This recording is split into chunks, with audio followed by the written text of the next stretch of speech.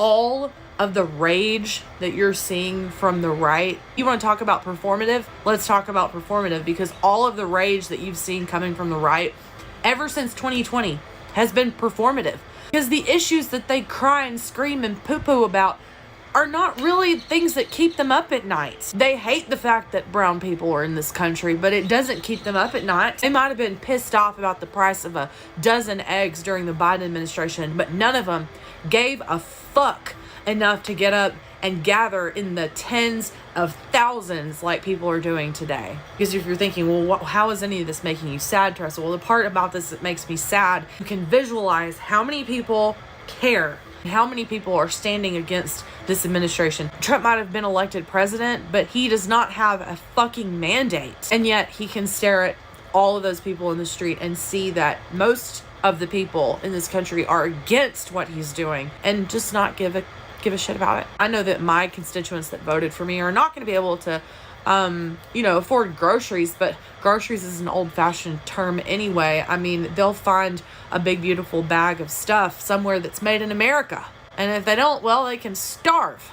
Adding fuel to the fire is Elon Musk's unofficial yet unmistakably influential role in governmental affairs.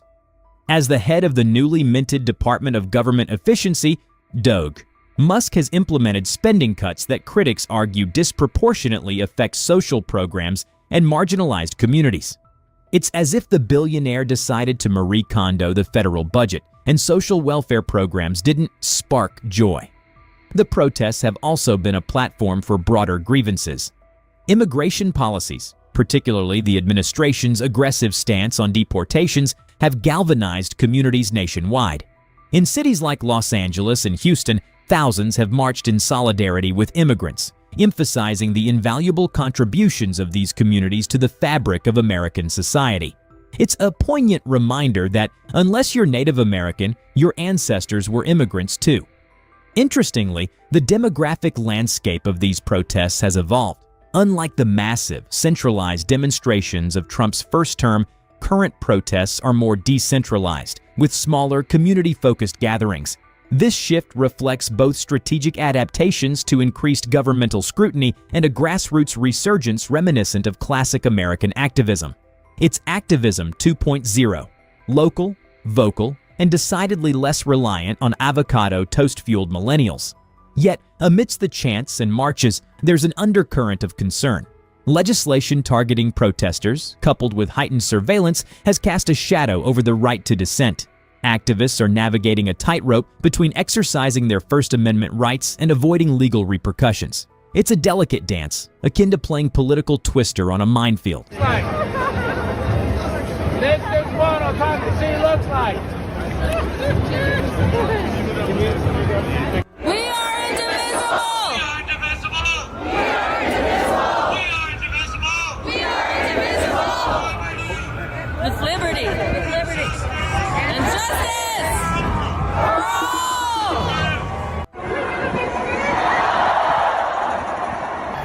Thank you for saying hands off! Hands off our Social Security! Hands up! Hands up! Hands up! Yes! Yes! As the sun sets on another day of demonstrations, one can't help but ponder. In a democracy built on the foundation of free expression, how do we ensure that the voices of the many aren't drowned out by the interests of the few? And perhaps more pressingly, what role will each of us play in shaping the narrative of our nation's future? If you've enjoyed this deep dive into the pulse of American activism, don't... We go now to President Trump to get his thoughts on why so many people voted for him when he was clearly the worst possible choice for a president ever.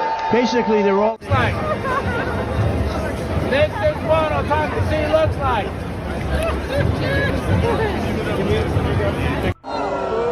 All for tax cuts. Trillions of dollars of tax cuts for the wealthiest among us. When I see the pictures of the protests today, other than January 6th, did y'all ever see any MAGA Republicans gather like that in mass? No, they might have come together in small groups and went to Trump rallies and had Proud Boy parades and stuff. You never saw anything from MAGA the way that you're seeing it today? 5 million. 5 million. The estimated number of protesters in the streets of America today has currently surpassed 5 million people. Okay, I'm ready.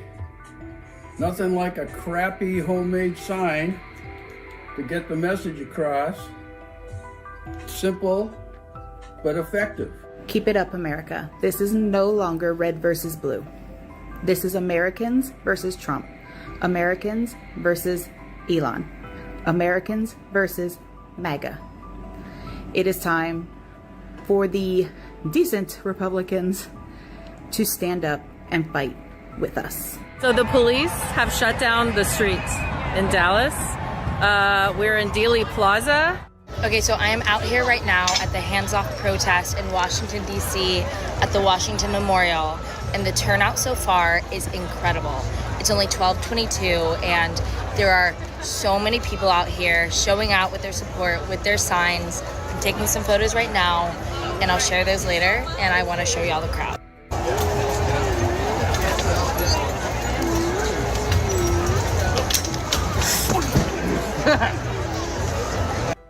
Like I said, it's 12:22. The speakers haven't started yet, but already the National Mall everywhere is absolutely packed. The turnout has been amazing. Millions of Americans have taken to the streets, their collective voices echoing through city avenues and town squares alike.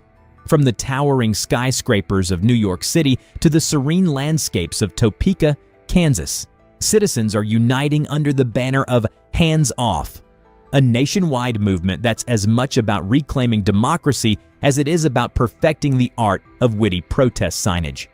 The catalyst? A growing unease with President Donald Trump's recent policy decisions and the influential role of tech magnate Elon Musk within the administration. It's as if the nation woke up, smelled the tariffs, and decided they weren't having any of it. And the police have shut down the road, and people are walking back and forth because it's literally too crowded on each side. Over there is where the grassy knoll is. Yeah, here. Over there is the grassy knoll. Up here is where there's a big monument for JFK and a fountain, and that's where the speakers are speaking, but it's actually quite hard to hear them. And then over here on the other side, it's just another median and some more art up there. But all the way around here is totally full, and the police have shut down the road, which is cool. Go Dallas. Dallas showing up, y'all. Hands off, motherfuckers.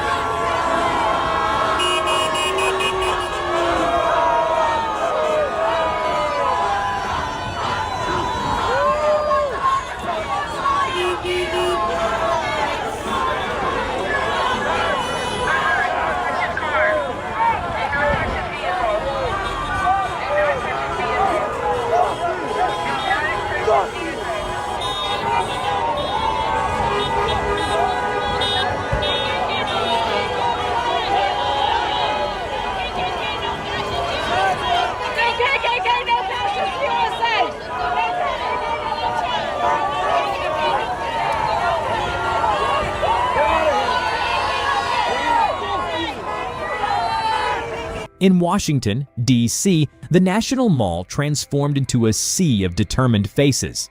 Protesters brandished signs that ranged from the poignant "Democracy, not autocracy" to the playfully irreverent "Keep your tiny hands off my rights." The atmosphere was electric, charged with a sense of purpose and, occasionally, the wafting aroma of street vendor hot dogs. But what exactly has driven such a diverse cross-section of Americans to abandon their weekend plans and take to the streets? At the heart of the discontent lies a series of sweeping tariff policies introduced by the Trump administration. These tariffs, intended to bolster domestic